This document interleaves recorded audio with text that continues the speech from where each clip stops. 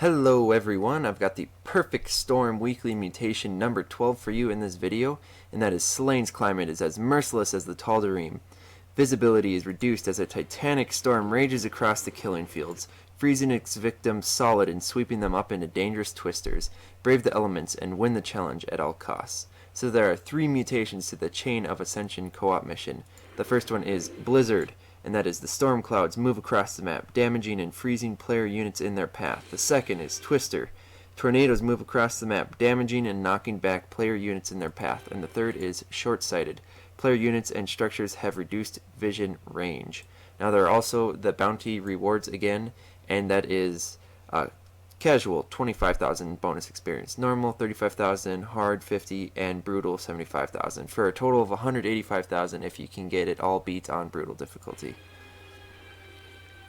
I'm going to be playing as Abathur again, and I'm just quickly showing you what my skill points are allocated through the power sets. The first one, I've got everything in Mend Healing. The second, in Biomass Recovery Chance. And third, in Structures, Morph, and Evolution Rate. Reduction Time. Alright, and we're just going to hop straight into things. So, my teammate is Lannon, and he is playing, or she is playing as Vorazun, Mastery level 20. Whereas I am Mastery level 61 now.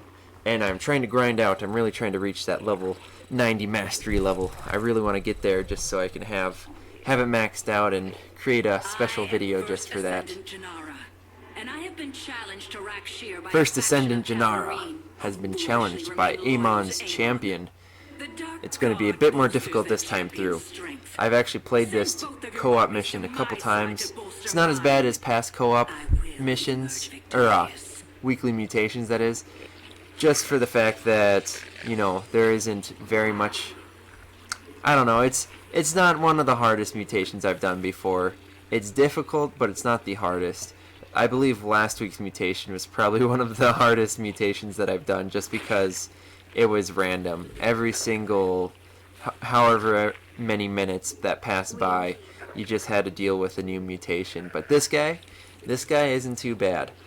You just have to kind of get the hang of things. And as long as you can play as Abathur or some other co-op commander that has kind of tanky units, like maybe Artanis might be good for this mission. Just because he's got a lot of... You can build Immortals, for example. Immortals can be pretty tanky. You just have to really avoid those storms. And if you get hit by those storms that are moving around, then you want your units to be able to survive those storms. Now, when I was playing as Raynor, the first couple times I went through this mutation, I actually was doing pretty good. I got very close to winning the very first time I played with Raynor. And we almost had it, but what ended up making us lose is one of the big things was my units were so squishy because I was just using the bio army. And when you're at the very end stages, a ton of these hybrids and the enemy units are going to keep spawning behind the main objective point where you need to escort Janara to, and you need to kick the champion into that hole. Well, a bunch of units keep spawning continuously there, and when these storms are moving across the map, there's just endless numbers of these storms in that little back area, and there's not really much you can do to micro your bio units out of the way, so they ended up getting trapped in the storm. Well, as I'm playing with Abathur, I can take these hits from the storms because I'm going to throw in a ton of queens. I've got the Mend Healing ability, and just the fact that there's biomass, and for every amount of point of biomass that a unit has, they can heal for that much percentage of life every time they attack an enemy unit. So just for example like this right here, I used my Mend Healing ability, and I'm taking on six of these units right here, Hellions. I'm taking on 6 of them. And they just can't stand a chance against 3 roaches. It's kind of sad. Sad for them, that is. Good for us. Abathur's just so good. And, you know, someone said this to me the other day while I was playing multiplayer. He builds up steam. And I agree with that statement a lot. He really does build up steam. Once he builds up that steam and he gets going, he's unstoppable. You can't stop Abathur. I mean, you can run into some pretty nasty stuff that might make you lose, but if you've got a full 200 cap army with Brutalists built in there, all of your Roaches and Ravagers have close to 100 biomass, and you have a ton of Queens, and you've got the Mend healing ability, it's just, there's just not a whole lot you can throw at that type of army that's actually going to make it die. So for example, right here, I was actually kind of, right here at the beginning of this mission, I was actually kind of worried that we were going to end up losing this right from the very get-go. And I was a little nerve-wracking, but my teammate ended up sending his probe over, so we were able to stop Janara from being pushed into this hole, or being defeated, that is, because these darn Ravens are camping by Janara and the Amon's champion. So for those of you who have not played Chain of Ascension very often, if you only have one person by Janara at the same time, not both you and your teammates, Janara is not going to be able to stop getting pushed backwards if there's an enemy unit by Janara. So you need both of you there to push her forward, and both of you there to stop Janara from being pushed back if there's enemy forces. And that's just really important thing to keep track of. I would also definitely suggest getting anti-air sooner than I did. I took my sweet time, but soon enough I'm going to have I already do have a Brutalist. So Brutalists can fortunately attack air and ground units, so I'll be able to take out those Ravens once and for all. And yeah, like I was saying, once you get those 3 Brutalists, that's when you're really going to start being sitting good. And I wouldn't waste your time going an air army with Abathur. Honestly, Abathur is so extremely powerful on the ground. You throw in some Queens and a couple Brutalists, that should deal with your air, just any air forces that come at you. If you happen to really have a lot of air forces coming after you, something very helpful that you can do is to actually... where was I going with this? build Ravagers. Morph your Roaches into Ravagers. Once you morph your Roaches into Ravagers, then you can use the Corrosive Bile ability. And yeah, as you can see, I just built a Ravager right down there. Once you use that Corrosive Bile ability, it's going to shoot that missile up in the air, and it's going to land on the enemy air units. And yes, you have to manually select where it's going to land, but if you have a ton of Ravagers and you just spew that ability all over the place, you're really going to do a lot of damage. I mean, if you miss, you may miss one, but you're not going to miss all of your Corrosive Biles, and it'll turn out pretty darn nicely. It'll turn out in your favor. So as you can see, I'm just kind of dodging these storms right here, and that's something you're going to really want to make sure to do. For example, my teammate's probe is going through those storms right now, and it just died. So you really don't want your units to get trapped in those storms. And if you do happen to have units getting trapped in those storms, you want them to be a bit more tanky. As you can see, my Queens, they're trapped in that storm right now, but because of them healing each other, and just because they're tanky, they can take on the continuous damage that those storms spew out. And I wasn't even afraid to go down and take out this first wave of hybrids that was pushing Janara back, just for the fact that I had a Brutalist here. Those Brutalists can really take a beating, and the enemy generally does tend to focus on whatever is closest to them. And I just happen to have, your Brutalist does melee damage, so it's pretty much always going to be tanking in front of the rest of your units, and it turns out quite nicely for you. Now what I'm doing right here is I'm moving all of my Roaches really close to those siege tanks, because there was like 7 or 8 of those siege tanks there. So what I did was I moved my Roaches really close to one of the edge ones, and then all the enemy siege tanks fired at that siege tank, and then the other ones surrounding it, because they're trying to hit the Roach, but because they're hitting the Roach, it does their siege tank blast do splash damage, and then you can actually make the enemy kill themselves with their own units, and it's pretty nice. You also want to really make sure to get your detection right away. You never know what kind of army that you're going to be faced with. So I happen to have a Widow Mine in my base. That's not even close to as bad as what it could be. The waves that you really want to be careful of if you're facing against Terran is ghosts. When you get ghosts in your base, then you're going to get nukes dropped on you, and that's just going to be the end of your game. That's pretty much going to finish you off. When you're in the midst of battle and you aren't expecting anything bad, you don't see anything bad on your mini-map, and then all of a sudden a nuke drops on your supply line, or a couple nukes destroy like half of your buildings. Then it gets pretty sad. But we don't have to worry about that this time around. Ghosts are not a problem in this playthrough. We need more minerals. Not enough minerals. So as you can see, we're at around the 13-minute mark in StarCraft time, and I already have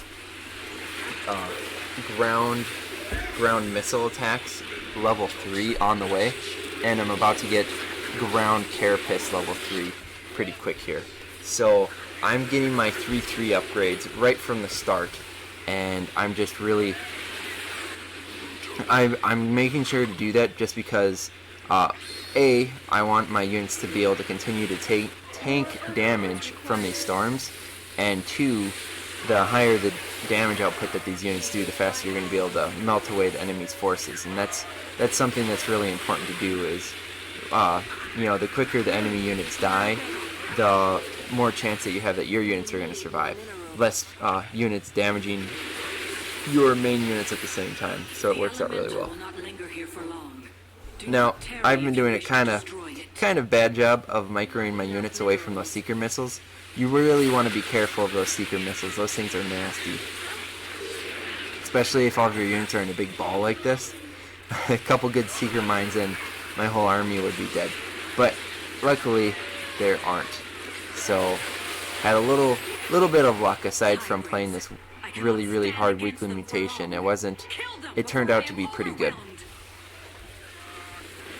As you can see, we're also just ignoring those bonus objectives. I wouldn't even waste your time trying to get those bonus objectives. And honestly, I wouldn't waste your time to expand either.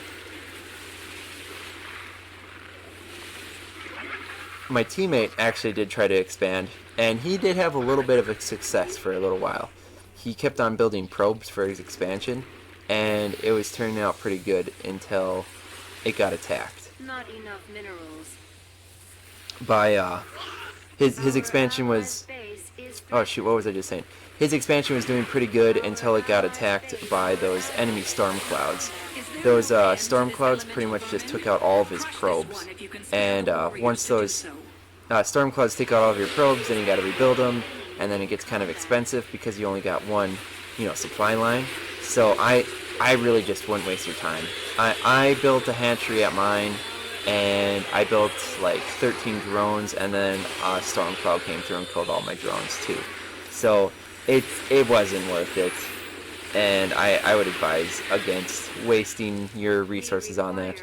If you have a surplus of resources, just build more. If you're playing as Abathur, that is, and I highly doubt you're going to have a surplus of resources, but yeah, don't use those resources to expand. Use those resources to build some other type of units that can benefit your army size.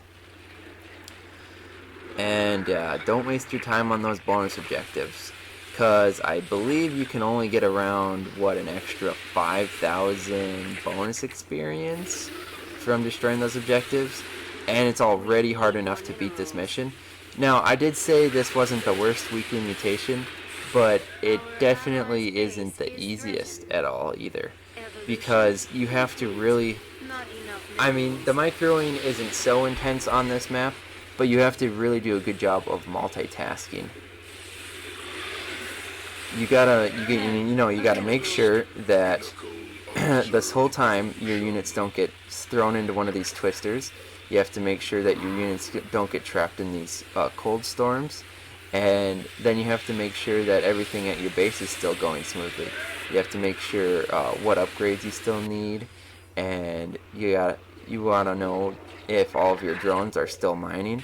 Every now and then you may get attacked from those oncoming waves, and if you're not paying attention, you may lose your entire supply line, and that'll really suck. So you want to make sure to avoid that. I will point out something that was very helpful When I was playing as Raynor, I actually found this mission to be a lot more simple visibility-wise because I would use his scans from the command center. And when I would scan out, I would just pretty much save all my energy, and I would start scanning whatever in front of me or around me. And that can really, that really helped a lot to keep my units alive because, you know, they got visibility, they can take out the enemies that are attacking them. And then now I'm just getting adaptive plating and then potent bile. And adaptive plating will give my roaches that +3 armor when they're under 50% health. And then potent bile increases the damage of Ravager's corrosive bile attack by 20, I believe it is. And we're just doing a little bit of micro here and there again, and you know, just push a little, don't push a little, and then, you know, back off when you need to. But what really is beautiful that happened is Vorazun's time stop ability. That ability is pretty darn key in our playthrough right now. It looks like we're actually getting really close to the final stages, but we're actually, I mean, we're over the halfway point, but it actually gets pretty difficult towards the end here, for the main reason of what I was saying before. Once you really start getting close to that end, then those Terran units and the hybrids are just continuously spawning and doing whatever they can to push Janara back.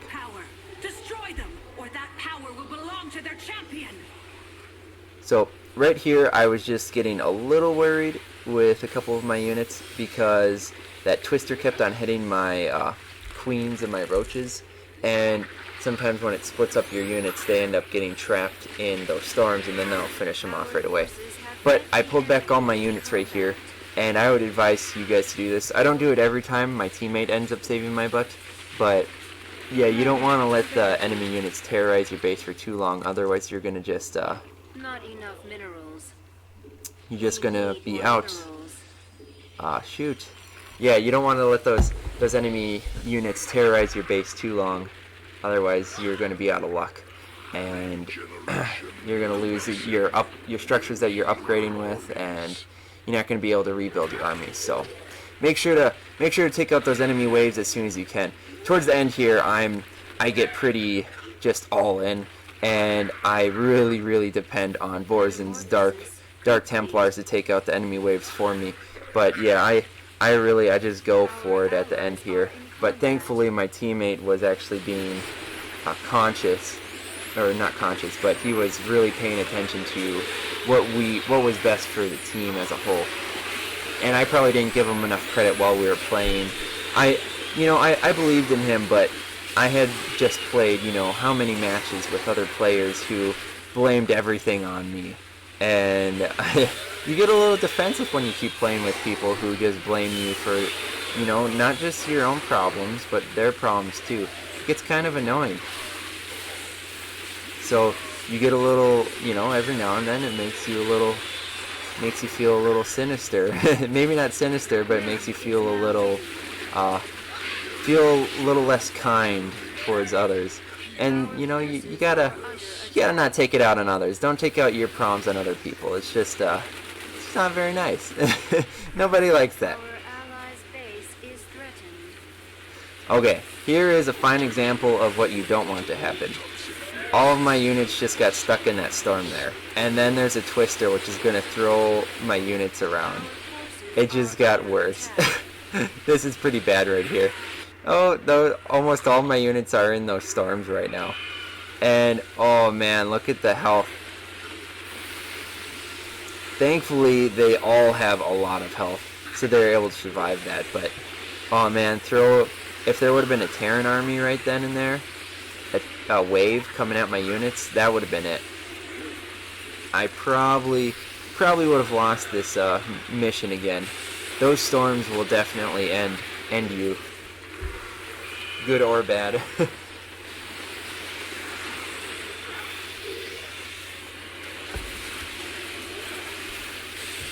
Alright, we are pushing forward again.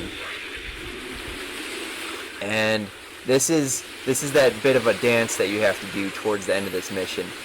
like I said before, you're gonna keep on running into these Terran waves that are just kind of endless spawning, and take them out as soon as you can. Especially if you, it really helps if you have a big tanky army, like I said. But yeah, take out those waves as fast as you can, because since they're so continuously spawning, they'll eventually build up. And that's happened to me a couple times when I was playing with Raynor. The enemy forces would build up so much that there would be, you know, at least twice or 3 times the size of my bio army just coming towards me. And at that point, even if my teammate did end up showing up with some units, we still lost just because there's too many Terran units all at once. So it helps to pick off what's opposing you as soon as you can. And make sure to have detection.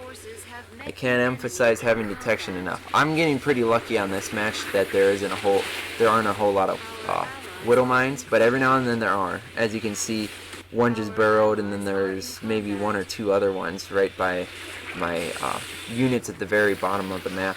I'm just trying to keep my units back here right now because I know some hybrid are going to spawn, but at the same time, there's still a battle cruiser and a Raven over here, so I have to send some units to go take those out. But I don't leave enough units back at the back of that base there, so I would only send, if you were in the exact same position as me right now, what I would have done is I would have just left like one Brutalisk and a couple of Queens next to Janara, and I would have left the rest of my army right at the very back here. So this really nasty situation that this just turned into would not have happened. I lost quite a bit of my Queens and Roaches right there, but thankfully my teammate kind of swooped in with those Dark Templar and used that special ability that they have to kind of warp around and take everything out. I'm trying to figure out what that wonderful ability was again. Shadow Fury. Yeah, they use their Shadow Fury ability to warp around and do a ton of extra damage. I believe it does like 20 extra damage to units. Let's see here. Yeah, it deals 20 damage and then a plus 15 extra damage versus light units. So they're Vorzin's really overpowered. Let's just go with that. Vorzin's super strong, but Vorzin's only good if you have a good teammate to play with, or a good tank. For example, Abathur. Since my army stays alive really well, those Dark Templar do well. But if the Dark Templar are by themselves and they don't have anything to soak up damage for them, Vorzin's not going to be so great. So you gotta be really careful of that. Okay, still doing what I was doing before.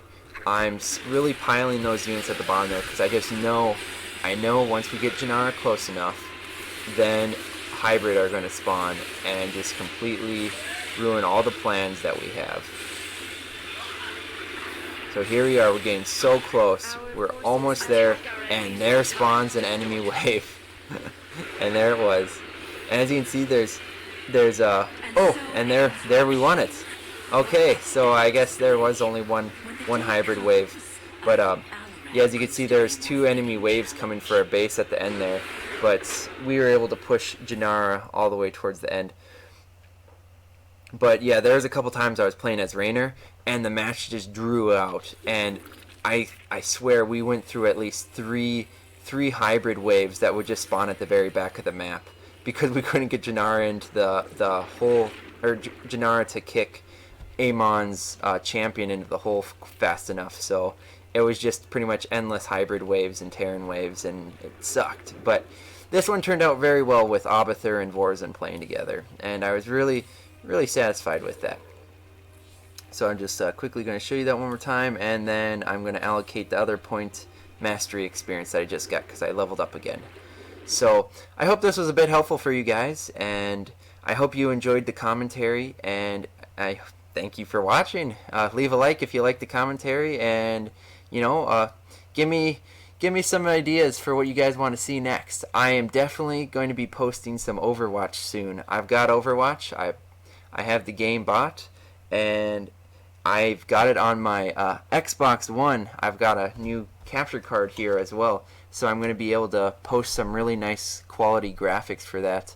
And I know it's not on the PC, but I'm still going to be able to post it, high quality graphics, no lag or anything. So that's the best part about it. It's not going to be like StarCraft. There's a little bit lag here and there.